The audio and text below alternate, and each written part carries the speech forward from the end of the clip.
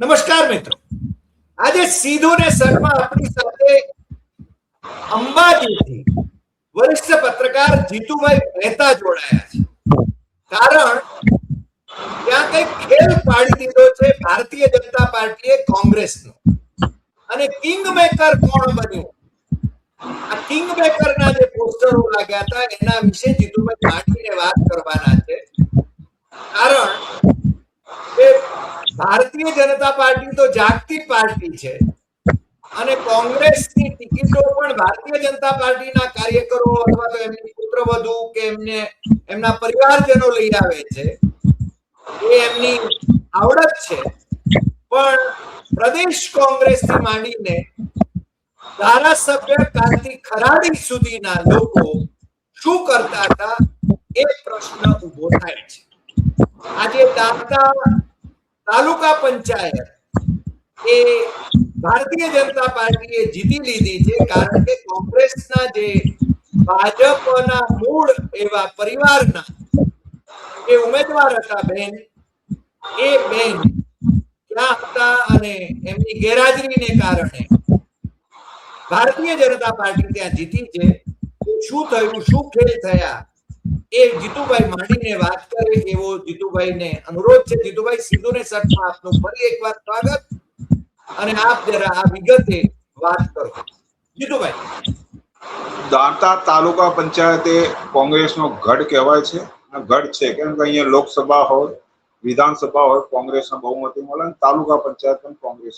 છેલ્લે 1995માં ભાજપની સ્પષ્ટ બહુમતી વાળી તાલુકા પંચાયત બની હતી. એ પછી ભાજપની સ્પષ્ટ બહુમતી વાળી તાલુકા પંચાયત બની નથી.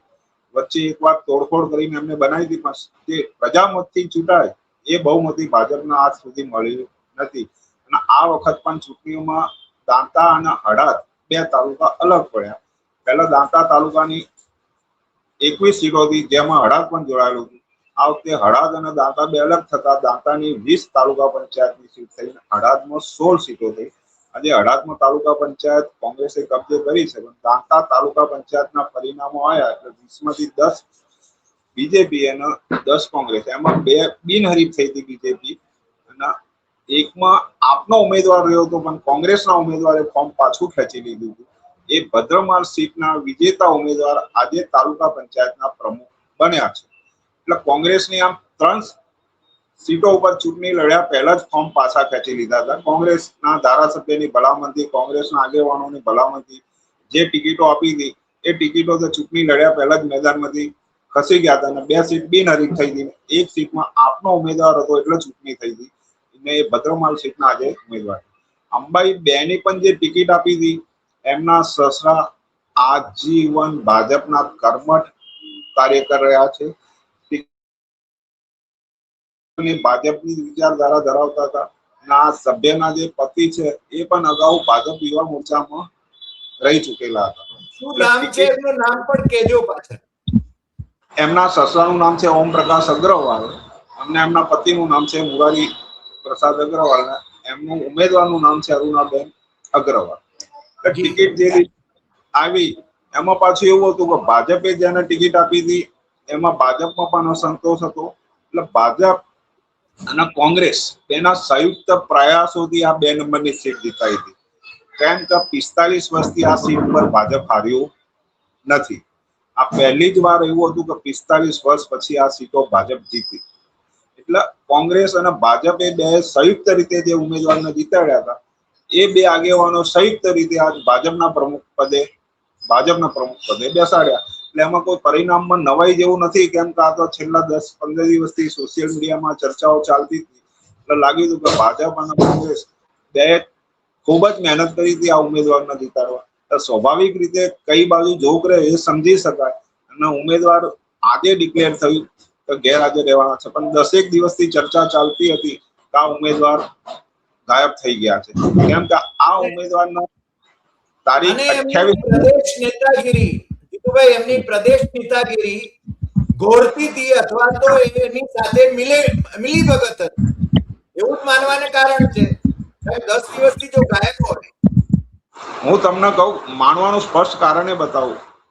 કોંગ્રેસના જ્યારે 10 સીટો આવી, ભાજપના જ્યારે 10 સીટો આવી, એટલે કોંગ્રેસ આ વખતે સચેત હતી. કોંગ્રેસને ભય તો લાગે જ છે કે સરકાર છે, સત્તા છે, રૂપિયા છે, બધું છે, એટલે અમારા ઉમેદવારોનું ઓપરેશન થઈ જાય, અપહરણ થઈ જાય, ધાક ધમકી, લોભ લાલચ, આ બધો ભય કોંગ્રેસ નતો.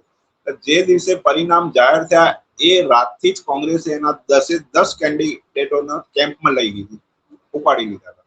એ કેમ્પમાંથી કહેવાય છે કે ચિત્તોડગઢ જયારે ઉમેદવાર હતા ત્યારે ભાજપના જે કિંગ મેકર અંબાઈમાં કોંગ્રેસના કહેતા હતા, પોસ્ટરો લગાવ્યા હતા ચૂંટણી પરિણામો આ દિવસે, એમના પુત્ર આ ઉમેદવારના કેમ્પમાંથી પાછા લઈને આવે છે અને એવું કહેવામાં આવે એમના પુત્ર બીમાર છે એટલે અત્યારે હું લઈ જઉં છું પછી પરત મૂકી જઈશ. પરંતુ જે દિવસે કેમ્પમાંથી પાછા લાયા એ દિવસ પછી ઉમેદવાર પરત કેમ્પમાં ગયા નથી. એટલે આ પણ એક કોણ છે કિંગ મેકર? કોણ કિંગ મેકર? અંબાઈના રાજન અગ્રવાલ અને અવિ અગ્રવાલ, પિતા પુત્રના બેના પોસ્ટર લાગ્યા હતા કે જે કોંગ્રેસનો પોતાની પેઢી જ સમજે છે. કેમ કે રૂપિયા વાળા છે, પૈસા વાળા છે, એટલે બહારથી નેતાઓ આવે તો ભાઈ એમની આપતા સાપતા કરી શકે, એમની સરભરા કરી શકે. બાકી સામાન્ય કાર્યકર કોંગ્રેસ માટે લડતો હોય એ પણ બિચારો સામાન્ય કાર્યકર હોય એટલે નેતાઓના આપતા સાપતા ના કરી શકતો, એટલે એનું મહત્વ ઘટી જાય છે. આવા રૂપિયા વાળાનું મહત્વ કોંગ્રેસમાં વધી જાય છે. એ જ કોંગ્રેસનું પતનનું કારણ છે. જી જીતુભાઈ, મને એવો ખ્યાલ છે કે લોકસભાની ચૂંટણી હતી, બનાસકાંઠાની લોકસભાની ચૂંટણી હતી ત્યારે કાંતિ ખરાડી વટક્યા હતા અને એ વખતના મને લાગે છે ત્યાં સુધી શક્તિસિંહ ગોહિલ, અને શક્તિસિંહ ગોહિલે પોતે પણ કહ્યું હતું કે એ છે ને મારતે ઘોડે, આમ તો ઘોડો તો ના હોય પણ મારતી ગાડીએ એ કાંતિ ખરાડીને સમજાવવા માટે પહોંચી ગયા હતા. નહીં તો એ વખતે કાંતિ ખરાડી ભારતીય જનતા પાર્ટી સાથે સેટિંગ કરી રહ્યા હતા એવી વાત બહુ સ્પષ્ટ ચર્ચામાં હતી અને એના પછી એમણે સમજાવી લીધા.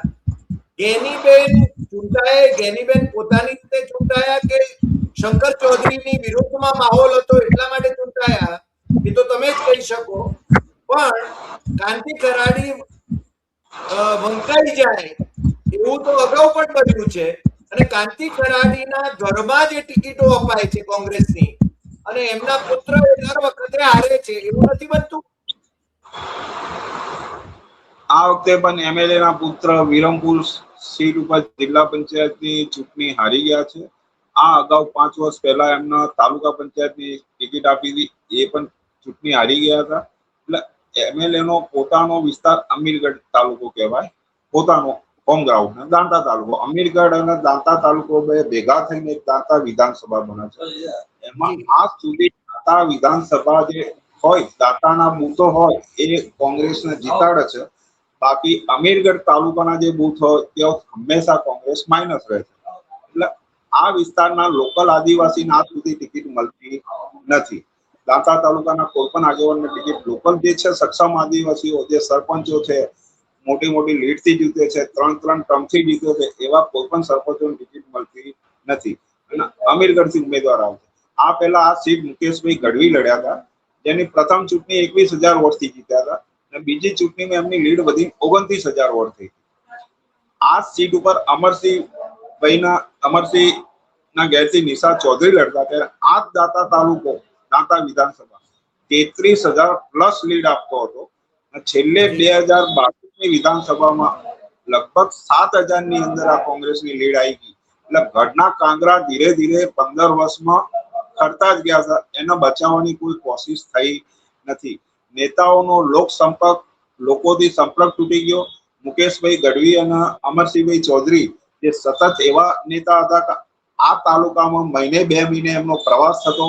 આ તાલુકાના લોકો એમના ગાંધીનગર ગમે ત્યારે જાય તો અડધી રાતે એ લોકોના પ્રશ્નો સાંભળતા, એ લોકો સાથે જોડાયેલા હતા. એનું જ પરિણામ હતું કે લોકો એમના સ્વેચ્છાએ અને સ્વયંભૂ આટલી મોટી લીડ આલતા હતા.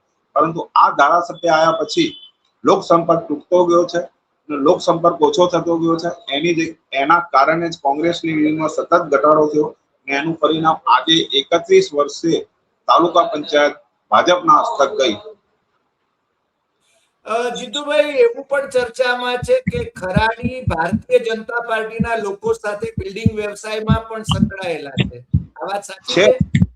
અહીંયા ચર્ચાઓ ચાલે છે કે ધારાસભ્યના ધંધાકીય હિતો સરકાર સાથે જોડાયેલા છે, એટલે કેટલીક વાર આ દાતાના પ્રશ્નો હોવા છતાં પણ બોલે છે, પણ જે બોલવું જોઈએ, જે વિરોધ કરવો જોઈએ એ રીતનો વિરોધ નથી થતો, એ રીતે લોકોની સમસ્યાઓ નથી.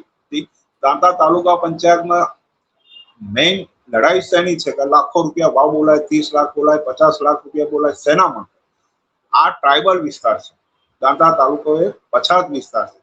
અહીંયા ઓછામાં ઓછી MLA, MP, ન્યૂ વિકાસ પેટર્ન, 15% વિવેકાધિકાર, MLA, MP, પછી 15મું નાના પંચ, આવી અલગ અલગ યોજનાઓની ગ્રાન્ટ અંદાજિત દર વર્ષે 50 થી 60 કરોડ રૂપિયા આવે છે. 50 થી 60 કરોડ રૂપિયા આ ગ્રાન્ટમાંથી બનાવવાના હોય, ચેક ડેમ બનાવવાનો હોય, સંરક્ષણ વોલ બનાવવાની હોય, તો કોઈ શાળાના ઓરડા બનાવવાનો હોય. હવે આ રૂપિયા પછાત તાલુકામાં જો આટલા વર્ષોથી વપરાતો, આ તાલુકો કેટલો સુંદર ને રહેવાનો થઈ ગયો. અહીંયા જે રસ્તાઓ બને એ 3 મહિનાની અંદર એ રસ્તો તમે જોવા જો તો રસ્તો જોવા મળે, એવા રસ્તા. એ જ રસ્તા ઉપર પાછો 12 મહિનામાં બીજો રસ્તો બની જાય. આમ તો બાંધકામના પણ નિયમો છે કે 3 વર્ષની અંદર રસ્તાનું ડુપ્લિકેશન ના થવું જોઈએ, 3 વર્ષ પહેલા એ રસ્તો તૂટવો ના જોઈએ, પણ કોઈ નીતિ નિયમ તો કોઈ બાંધકામ. આ બધો ખેલ જે છે ને, જે દાહોદ ના બધું મનરેગા ને પકડાયું એ રીતનું જ આ બાજુ ચાલે છે. પણ અહીંયા કોઈ વિપક્ષના ધારાસભ્ય હોવા છતાં પણ આ બધા કૌભાંડો ઉજાગર થતા નથી. એનું કારણ એવું પણ હોઈ શકે, એમની પણ આ કાર્યક્રમમાં સંમતિ હોય ત્યારે જ આવું બની શકે. બાકી કોઈ પણ રીતે વિજિલન્સની અહીંયા ઇન્કવાયરી થાય બાંધકામમાં તો મોટા મોટા કૌભાંડો બહાર આવે એવું છે. કેમ કે દરેક ગામડાઓમાં દર વર્ષે લાખો રૂપિયા આવે છે. રસ્તાઓ જોવો તો ગમે તે ગામડાઓમાં જો તો આજે પણ તમને તૂટેલા ખાડાવાળા રસ્તા બને. અહીંયા તો કેટલીક વાર સરપંચોની ચૂંટણી પણ કોન્ટ્રાક્ટરો લડાવે છે કે ભાઈ આ સરપંચ ઉપર દાવ લગાવીએ તો આપણો ફાયદો થશે. આવી રીતે અહીંયા ચૂંટણીઓ થાય છે. આ તાલુકામાં કેટલો વિકાસના નામે ખોટા ખર્ચા થતા હશે. અને પણ મને લાગે છે કે વિધાનસભામાં પક્ષના નેતા એ અમરસિંહભાઈના પુત્ર એ પોતે જ હવે પાછા ખેડબ્રહ્માના ધારાસભ્ય છે, એટલે એમના પણ એમની નજરમાં આ બધું નથી આવતું. ખરાડીની ઉદાસીનતા. પ્રદેશ પ્રમુખ પણ મને લાગે છે અમિત ચાવડા, મને કોંગ્રેસના એક વરિષ્ઠ હોદ્દેદારે એમ કહ્યું કે આ સ્થાનિક સ્વરાજની ચૂંટણીઓ જે થઈ હમણાં, એમાં અમિત ચાવડાએ ઉત્તર ગુજરાતમાં કોઈ ચૂંટણી સભા કે સંબોધવા માટે આવવાનું પસંદ કર્યું નહોતું. એમની પણ ઉદાસીનતા હતી. એટલે એ વાત સાચી છે કે સાચું અહીંયા કોઈ પ્રચારમાં દેખાયું જ નતું. મોટા નેતા તાલુકામાં, અમારા તાલુકામાં લગભગ જિલ્લામાં એવા મીડિયા અહેવાલ જોયા નથી કે મોટા નેતા આવ્યા. ઠીક, જ્ઞાનીબેન ઠાકોરે એમને જે મત વિસ્તારની બાજુ લાગે બાબર વાવ થરાદ એ બાજુ સભાઓ કરી હશે, મિટિંગો કરી હશે, પણ અહીંયા તો કોઈ ઉમેદવારોનો એ કોઈ મિટિંગ થતી નથી. એના જે આદિવાસી કેન્ડિડેટો જીત્યા છે, આદિવાસી સરપંચો, અને કોંગ્રેસની જે વિચારધારા આદિવાસીમાં આજે પણ છે, એ કારણે ચૂંટણી કોંગ્રેસ જીતશે. બાકી કોઈ નેતા એમ કહેતા કે અમારા કારણે જીતશે, તે વાત ખોટી છે. આજે પણ કાર્યકર જમીન લેવલે લડે છે, એ કારણે કોંગ્રેસ ચૂંટણી જીતે છે. મને લાગે છે જે ઘટના બની હતી અંબાજીની બાજુમાં, પેલી આદિવાસીઓ પર અત્યાચારની ઘટના, એના પછી તો આદિવાસીઓ બહુ જ આક્રોશમાં હતા અને કોંગ્રેસને ટેકો આપી રહ્યા હતા. પણ મને લાગે છે કે ભારતીય જનતા પાર્ટી સાથે મળી ગયેલા કોંગ્રેસના નેતાઓ એ એને ટાઢું પાડવાની જ કોશિશ કરી રહ્યા હોય એવું લાગ્યું. એ પાડેલી આ સીટ ઉપર જે આ ઘટના બની હતી, એ સિમ્બલ પાણી સીટ કહેવાય. ત્યાં આપના ઉમેદવાર પણ હતા અને ભારતીય જનતા પાર્ટીના ઉમેદવાર હતા અને કોંગ્રેસના ઉમેદવાર, ત્રિપાખીઓ જેમ હતો. ત્યાં આપના ઉમેદવાર બીજા નંબરે રહ્યા છે, કોંગ્રેસ ત્યાં જીતી છે. ત્યાં ભાજપ ત્રીજા નંબરે ગયું છે. આદિવાસીઓનો રોષ તો ભાજપ પ્રત્યે જે હતો એ મતપેટીમાં બતાવી દીધો, પરંતુ આજે કોંગ્રેસના ઉમેદવાર કોઈ કારણસર ગેરહાજર રહ્યા એટલે ફરીથી ભાજપ પ્રમુખ પદનો સત્તા ઉપર આવી. રાઈટ. અને ગેનીબેને પણ આમ તો બનાસકાંઠાના સાંસદ હોવા છતાં અને બનાસકાંઠા પરંપરાગત રીતે કોંગ્રેસની જિલ્લા પંચાયત થતી હતી, પણ આ વખતે એનું વિભાજન થયું ને બંને જિલ્લાઓમાં ભારતીય જનતા પાર્ટીનો ભગવો લહેરાયો. તો ગેનીબેને એના વિશે કોઈ ખેદ વ્યક્ત કર્યો છે ખરો?